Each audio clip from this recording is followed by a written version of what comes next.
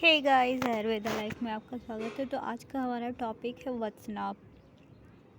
हाँ, तो जिसे हम अमृत भी कहते हैं, विष भी कहते हैं। अगर इसका हम युक्ति पूर्वक यूज़ करते हैं तो ये अमृत के समान काम करता है। अगर हम इसे बिना शोधित किए यूज करते हैं तो ये विष के समान कार्य करता है। तो ये देखते हैं, इसका लैटिन नेम क्या होता है, एकोनिटम फेरॉक्स होता है। इसकी फैमिली होती है रैननकुलेसी और इसका इंग्लिश नेम क्या होता है, एकोनाइट होता है। और इसको संस्कृत में वत्सनाभ कहते हैं। इसके पर्याय क्या होते हैं, तो इसको हम अमृत कहते हैं, विष कहते हैं, मीठा तेलिया कहते हैं, वत्सनाभ कहते हैं, मीठा विष कहते हैं, मॉन्क्स फूड कहते हैं।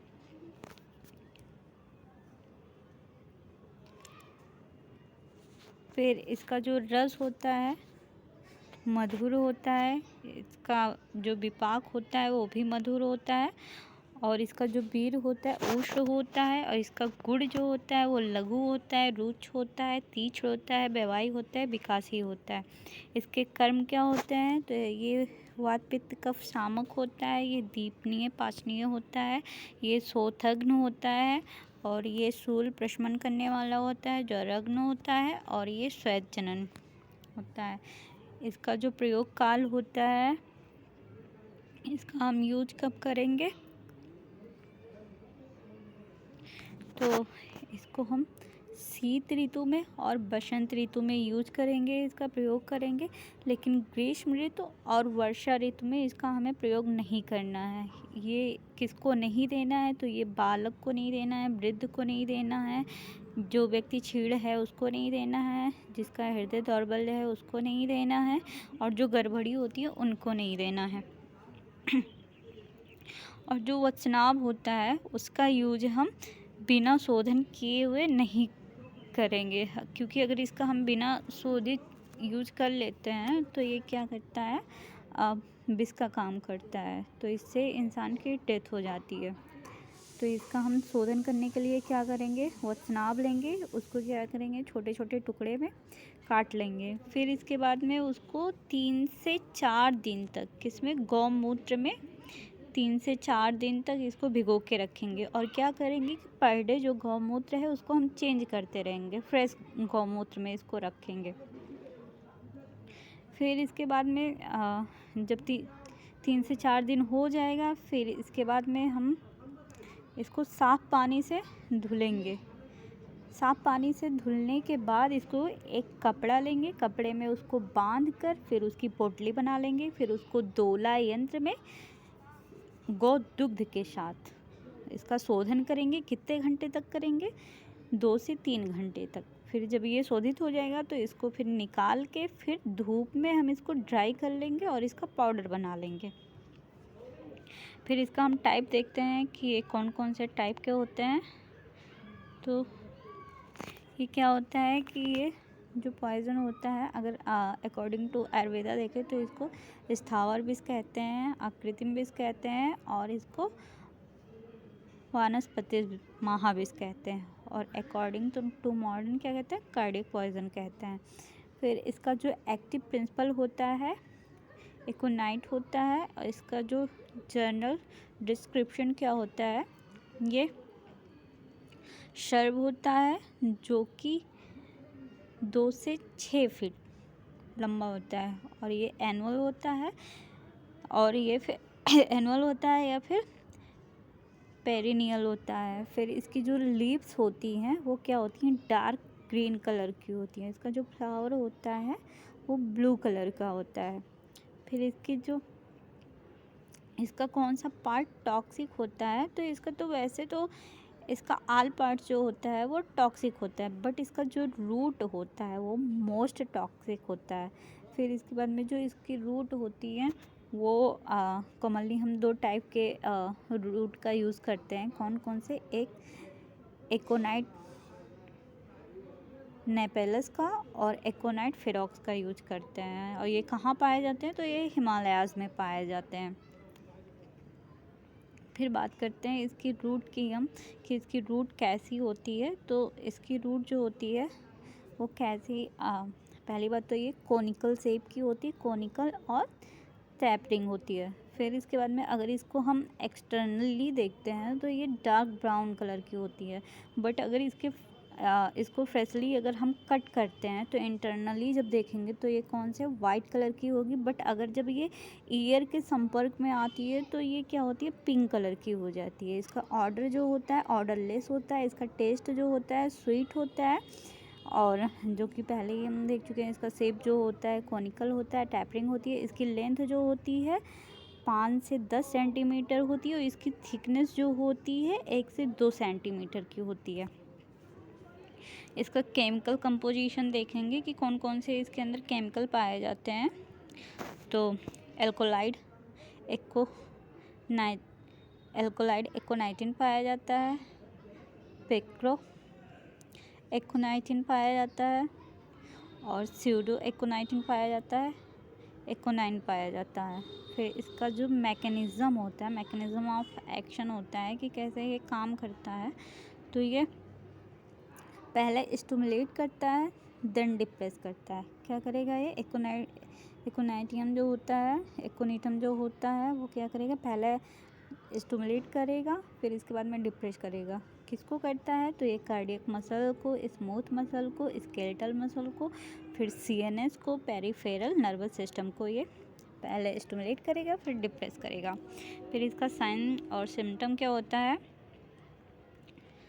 तो इसका साइन सिम्टम अगर देखें तो ये 2 टाइप से इसको देखेंगे। एक इसका लोकल एक्शन क्या होता है, इंटरनल एक्शन क्या होता है। लोकल में अगर देखेंगे तो इसकी लिप्स को अगर हम हैंडल करते हैं या रब करते हैं तो स्किन में हमारी क्या होगा, टिकलिंग सेंसेशन होगी और नंबनेस हो जाएगी हमारी स्किन पे। अगर इसका जो पॉलन होता है वो क्या कॉज करता है, तो ये पेन और स्वेलिंग कॉज करता है हमारी आइज़ में। फिर अगर इसका हम इंजेक्शन कर लेते हैं तो क्या करेगा, ये टिंगलिंग करेगा, नंबनेस करेगा, बर्निंग कॉज करेगा, और बर्निंग कॉज सेंसेशन कॉज करता है, नोज़िया होगी, वोमिटिंग होगी। फिर इसके बाद में अगर देखते हैं तो और इससे क्या होगा, तो ये जो हमारे माउथ को ड्राई कर देता है और ये प्यास को बढ़ाता है, मतलब थर्स्ट बढ़ाता है।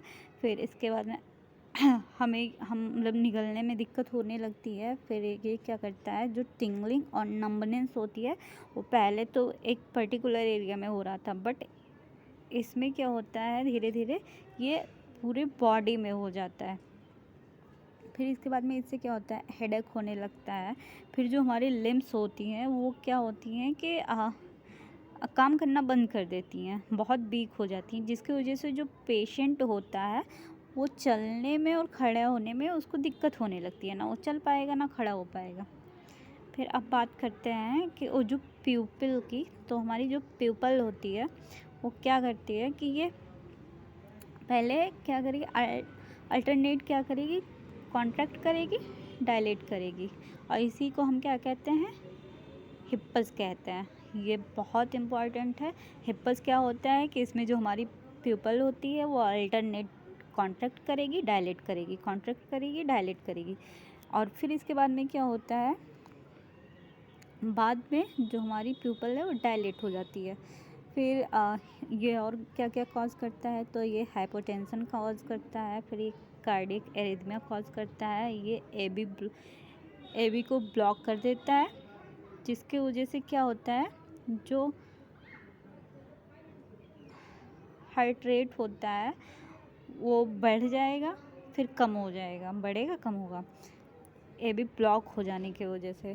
फिर इसका अगर डिफरेंशियल डायग्नोज देखें तो डेथ होने का जो रीज़न होता है वो क्या होता है, या तो हार्ट हमारा पैरालाइज हो जाएगा या फिर रिस्पायरेटरी सेंटर जो होता है वो पैरालाइज हो जाता है, या फिर ये दोनों पैरालाइज हो जाते हैं। फिर इसके हम फीटल डोज की बात करेंगे। फीटल डोज जो होता है इसके रूट का जो होता है 1 ग्राम होता है। एक्सट्रैक्ट जो होता है इसका वो 250 ग्राम होता है। जो इसका टिंचर होता है वो 25 ड्रॉप होता है। फिर इसका फेटल पीरियड जो होता है वो 2 से 24 आवर का होता है। फिर इसकी ट्रीटमेंट की बात करेंगे तो अकॉर्डिंग टू आयुर्वेदा क्या करेंगे, हम टंकड़ लेंगे और टंकड़ के साथ में घृत का प्रयोग करते हैं। और नहीं तो क्या करते हैं, आजा दूध मतलब बकरी का दूध लेते हैं।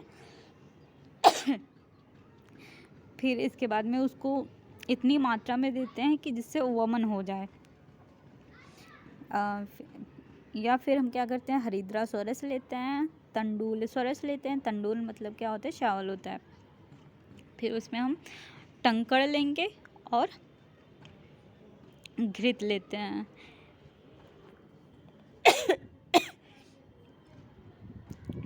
इसको हम पेशेंट को देते हैं खाने के लिए। या फिर क्या करते हैं, जो अर्जुन त्वक चूर्ण होता है, अर्जुन के त्वक का जो चूर्ण होता है उसको मधु और घृत के साथ देंगे।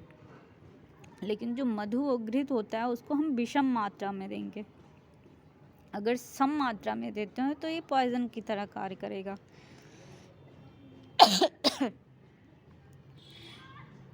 फिर अब बात करते हैं इसका ट्रीटमेंट हम अकॉर्डिंग टू मॉडर्न कैसे करेंगे।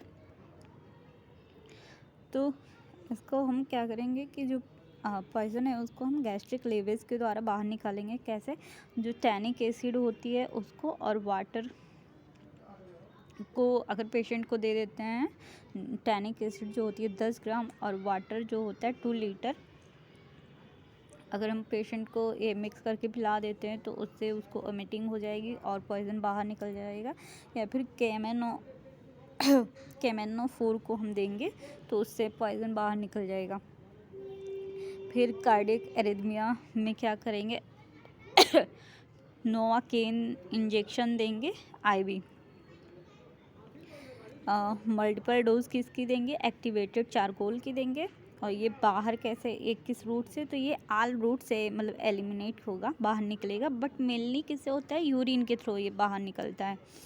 फिर इसका जो यूज़ होता है कौन से एंटीडोट का यूज़ हम करते हैं, तो ये मैकेनिकली मिल्क का यूज़ करते हैं। और स्पेसिफिक क्या करते हैं, स्पेसिफिक में हम टंकड़ और घृत का यूज़ करते हैं। अब बात करते हैं पोस्टमार्टम अपीयरेंस की। क्या होता है कि जो पेशेंट होता है उसके अंदर कोई स्पेसिफिक साइन मतलब नहीं पाया जाएगा। उसके अंदर क्या होगा, trace of aconite can be found in stomach.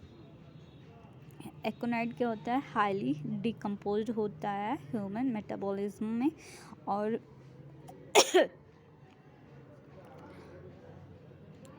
ये क्या करेगा, ऑल इंटरनल ऑर्गन को ये क्या करेगा, कंजेस्टेड कर देगा। फिर इसका अगर मेडिको लीगल एस्पेक्ट की बात करते हैं इसके हम, तो ये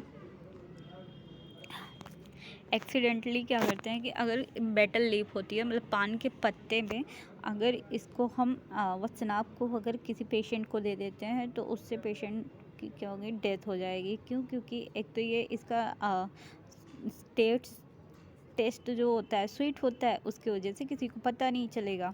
और क्या होता है इसका हम यूज़ किस में करते हैं, कैटल पॉइजन में करते हैं, एयर पॉइजन में करते हैं। मतलब जो शिकारी होते हैं वो इसका यूज़ करते हैं। फिर आइडियल होमोसाइडल पॉइजन की बात करें तो जो वत्सनाभ होता है वो क्या होता है, इसका हम स्मॉल क्वांटिटी में अगर यूज़ करते हैं तो भी उससे क्या होता है, पेशेंट डेथ कर जाएगा। ये बहुत ज़्यादा चीप होता है। इसका स्मॉल फीटल डोज होता है, स्मॉल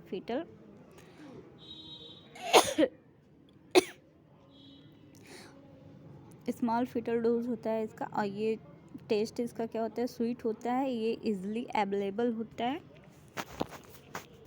तो हमारा टॉपिक ख़त्म होता है। Thank you.